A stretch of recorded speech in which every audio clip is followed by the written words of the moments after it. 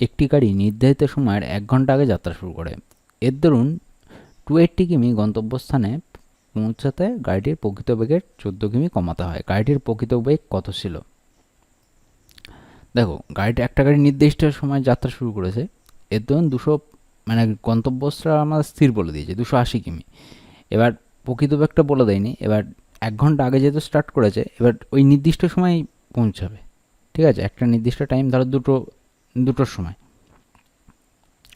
সময় পৌঁছাবে। সাপোজ আমি ধরে নিলাম, তা গাড়িটা যখন যাত্রা শুরু করেছে এমনি সময় শুরু করলে তার প্রকৃত বেগ নিয়ে চললে 2টোর সময় পৌঁছায়। এবার যেহেতু সেই সময়ের 1 ঘন্টা আগে শুরু করেছে, তাই জন্য আবার ঠিক ওই টাইমেই পৌঁছাতে হবে।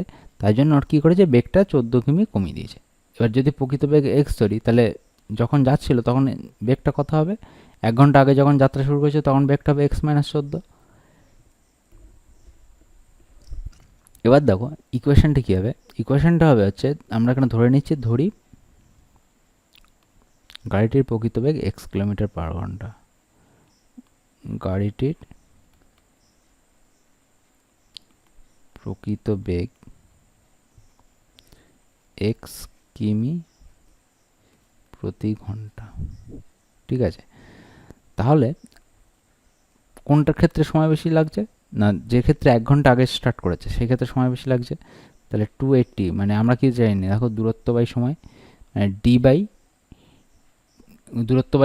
দূরত্ব বাই গতিবেগ মানে হচ্ছে সময় আমাদের, D by V equal to T. এটা তো আমরা জানি, দূরত্ব বাই গতিবেগ মানে সময়।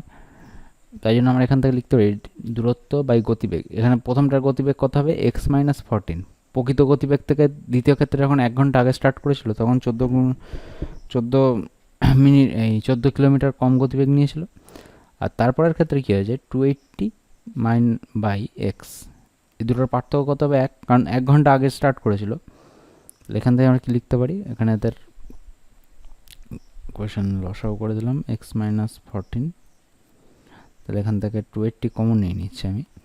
তাহলে এখানে পাবো x minus x plus 14 equal to হচ্ছে 1। 280টা নিচে চলে আসবে, বা এক্স এক্স কেটে গেল, তাহলে 14 into 280 by X square minus 14 X equal to 1, বা X square minus 14 X equal to 14 into 280, বা X square minus 14x minus 14 into 280।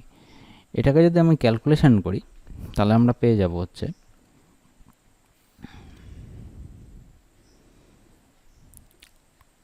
14 আর ইন্টু 280।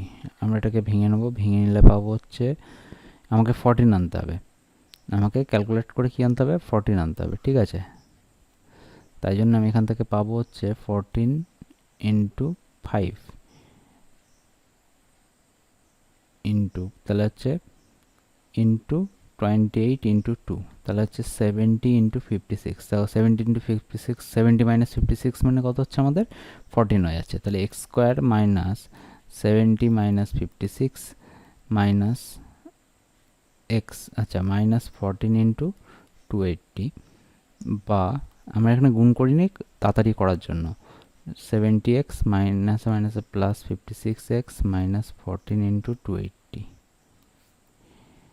বা এক্স কমন গেল, এক্স মাইনাস 70 প্লাস 56 কমন গেল, তাহলে হচ্ছে এক্স মাইনাস 70, বা এক্স মাইনাস 70 আর এদিকে হচ্ছে এক্স প্লাস 56। তাহলে আমার ট্রেনের গতিবেগ কত হবে? X minus 70 equal to 0। তাহলে আমি এখান থেকে, এটা 0 আছে না আমাদের, 0, তাহলে এটাও সমান সমান 0, এটা হচ্ছে 0, এটাও হচ্ছে আমাদের 0, এখানেও 0, তাহলে এক্স ইকুয়াল টু কত হচ্ছে? 70।